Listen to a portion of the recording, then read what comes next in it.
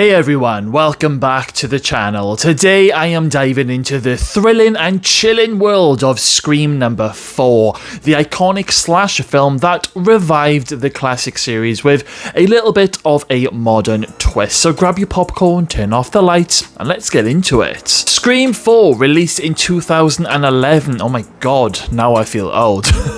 This film marks the return of the legendary horror director Wes Craven and writer Kevin Williamson, bringing back the terrifying Ghostface mask to a new generation. This installment revisits Woodsboro, where the original murders took place, and it introduces a fresh cast alongside some of our beloved characters like Sydney, Gail, and Dewey. Sydney, played by the amazing Neve Campbell, she returns to her hometown on the last stop of her book tour, where she reflects on her past and the trauma that has shaped her life. As she arrives, it's clear that her presence stirs old memories, and the tension in the town is palpable. Almost immediately, she finds herself once again at the center of a new wave of murders, echoing the horrific events of the past. The film cleverly satirizes the horror genre, pointing out the cliches and the tropes while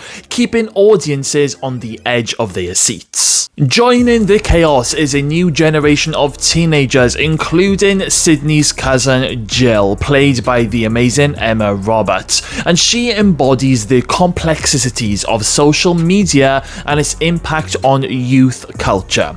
Now, her character navigates the pressures of being in the spotlight, bringing a fresh dynamic to the story. And of course, alongside her is Kirby, portrayed by the incredible Hayden Panettiere, whose character adds depth and a sense of loyalty amidst all of the chaos. Their interactions throughout the film is filled with banter and genuine friendship, providing a stark contrast to the horror unfolding all around them. Now, I absolutely friggin' love Kirby. She became one of my all-time favorite characters in the whole of the Scream universe in Scream 4, and I was so pleased that they brought her back for Scream 6. Now, I really hope that she returns for Scream 7, but nothing has been confirmed as of yet, but please bring her back. Scream 4 doesn't just rely on jump scares, it delves into the psychology of horror, exploring how the media and our obsession with fame influence violence. The film demonstrates the evolution of horror films over the years, particularly how internet culture and reality television have affected society's perception of violence and celebrity, basically telling us that we're all so desensitized, and we really are, and bearing in mind, this was in 2011. It takes jabs at the very nature of sequels, remakes, and reboots, making it a meta-commentary on the film industry itself, which I think is very clever. The film delivers clever twists and a gripping narrative that keeps you guessing until the very end. It challenges the audience's expectations and plays with the idea of who the killer could be, leading to several shocking revelations, which I will be getting into in just a moment. With its blend of humor, suspense, and nostalgia, Scream 4 successfully reignites the franchise's spark, in my opinion. It offers both long-time fans and newcomers a thrilling ride. Some of the standout scenes for me that I can mention is 1. The opening scene. It cleverly sets the tone, featuring a little nod to the original Scream while introducing the new rules of horror in the age of technology. The use of social media and smart devices as a contemporary layer to the story, making it feel relevant for today's audience. But not only that, during this opening scene, we don't realize at first that we are actually watching a movie within a movie within another movie. Confused?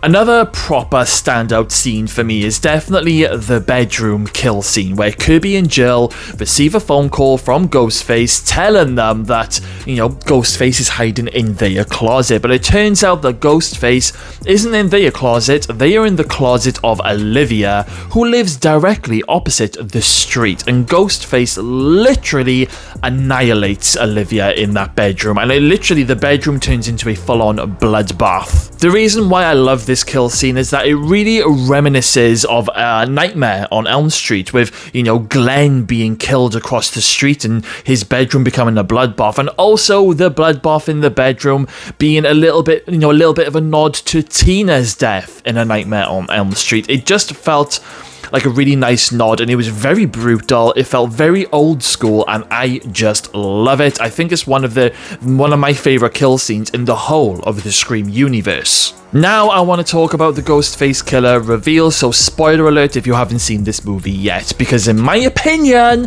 this is one of the best killer reveals since the original. Now, throughout most of the film, the audience is led to suspect various characters, you know, pretty much the same as the previous movies, but one of the biggest twists comes when it's revealed that the killers behind the mask are none other than Jill Roberts and her accomplice Charlie Walker, who was portrayed by Rory Culkin. Yes, Macaulay Culkin's brother. But Jill, you know, she is Sidney Prescott's cousin. My goodness, she has been positioning herself as this innocent girl next door, but in a bid for fame, yes, fame, she orchestrates all of these killings to create her own legacy in the infamous legacy of Ghostface. Basically, she was one jealous bitch. But it is a really shocking turn that plays into the film's commentary on celebrity culture and the lengths that people will go to for attention, which couldn't resonate anymore in today's times with the likes of TikTok and some of those infamous TikTokers. You know the ones I'm talking about. In the film's intense climax, the reveal is expertly crafted to build tension. Now, Sidney, who thinks that she's finally escaped, is instead faced with the horrifying truth. This moment is then layered with tension, betrayal, and of course the irony of Jill's motivations. She literally declares, "I am the new Sidney Prescott." The scene where Jill literally beats herself up to a pulp is kind of hilarious, but it's also crazy at the same time. The scene demonstrates just how much of a wacko Jill really is, because after Jill stabs Sidney, and Jill then positions herself, as her own self-inflicted beaten up body, she places it next to Sidney's, and we are then treated to an extra final act. Because when Jill is being dragged out on the ambulance stretcher, and you have all of the reporters taking photos and they're all shouting out, "Jill! Jill! What does it feel like, Jill? What does it feel like to Jill to be a hero?" And you think that the film is going to end right there. And in a twist of fate, Ghostface is actually won on this occasion. However, we then move on to the hospital scene, and Jill finds out that Sidney isn't dead. She's holding on just about, and then when Gail and Dewey, they end up realizing that Jill is the killer all along, and we are then treated to this intense final showdown at the hospital, which I just love. I know a lot of people don't like it, but I friggin' love it. And one of my favorite quotes from this movie is when Sidney, she ends up taking down Jill and says, "You forgot the one rule about remakes. Don't fuck with the originals." And I just friggin' love that. I have heard stories over the years that apparently this hospital scene wasn't going to be in the original movie, and that apparently in the original script it was all going to be left on a bit of a cliffhanger for the next movie, with Sidney surviving but losing her memory or something along those lines. I don't know how true all of this is, but it is things that I have read or heard throughout the years. It does sound very interesting, but I'm happy with the end result that we got. I feel that Scream 4 is a very underrated sequel. It does get some hate from the Scream fans and the horror fans in general, but Scream 4, in my opinion, is one of my favourite sequels, and I feel that it deserves a lot more credit and a lot more love in the horror world. So I am going to give Scream 4 a lovely, juicy 7.8 out of 10. Okay then guys, well, thank you all for joining me on this spine-chilling exploration of Scream 4. If you enjoyed this deep dive, be sure to hit that like button, subscribe for more horror movie content, and let me know in the comments box below which horror film would you like to see me review next. Okay, that is a wrap guys. Stay safe, keep the lights on, because you never know who might be behind the mask. I'll see you next time guys.